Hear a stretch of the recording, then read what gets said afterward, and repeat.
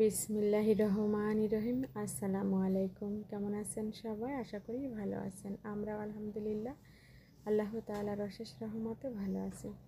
চলে আসলাম আবারও একটা নাস্তার রেসিপি নিয়ে। আজ আমি সন্ধ্যার নাস্তার জন্য তৈরি করব চিকেন চাপ। আর এখানে কিছু মুরগির ব্রেস্টের মাংস নিয়েছি, আর সেগুলোকে আমি খুব ভালোভাবে পরিষ্কার করে কাঁটা চামচ দিয়ে এভাবে করে খুব সুন্দরভাবে ছিদ্র করে নিতেছি। আর যতক্ষণ পর্যন্ত নরম না হবে আমি এভাবে করে ছিদ্র করে নিয়েছি। এখানে সব মশলা নিয়েছি, জিরা ধনিয়া পেস্ট, আদা রসুনের পেস্ট, তারপরে কাবাব মশলা দিয়েছি, গোলমরিচের পাউডার দিয়েছি, স্বাদমতো লবণ, হলুদ, শুকনো মরিচের পাউডার দিয়ে এখন খুব ভালোভাবে ম্যারিনেট করে নেব। দিয়ে দিয়েছি 1 টেবিল চামচ টমেটো সস, আর এখন আমি দিয়ে দিতেছি 1 টেবিল চামচ পরিমাণে সয়া সস।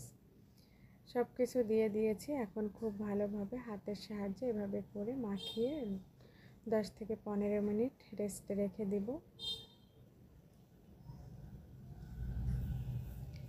আর যেহেতু মুরগির ব্রেস্টের মাংসটা কেউ খেতে চায় না, এটা আমি আলাদাভাবে রেখে দিই, পরে যে কোনো একটা নাস্তার আইটেম তৈরি করে থাকি।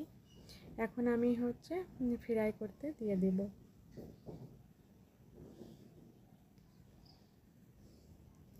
চুলায় তেল দিয়েছিলাম, তেলটা গরম হয়ে গিয়েছে। এ পর্যায়ে এখন আমি চিকেনের পিসগুলো দিয়ে দিতেছি, আর এভাবে একটু ফ্রাই করে নিয়ে আমি যে মশলার সঙ্গে মাখিয়েছিলাম সেই মশলাটা দিয়ে একটু কষিয়ে নিব।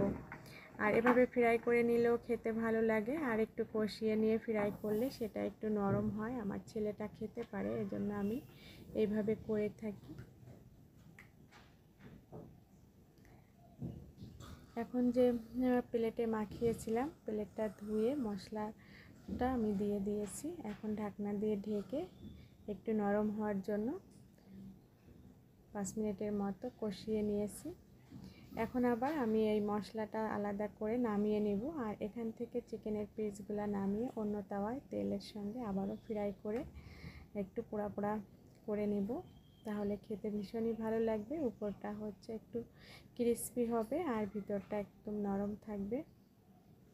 এখন ফ্রাই করতে দিয়ে দিয়েছি, আর ফ্রাই করা হয়ে গিয়েছে। মাশাআল্লাহ, খুবই সুন্দর একটা কালার এসেছে, আর খুবই টেস্টি হয় এভাবে নিজের হাতের তৈরি চিকেন চাপ।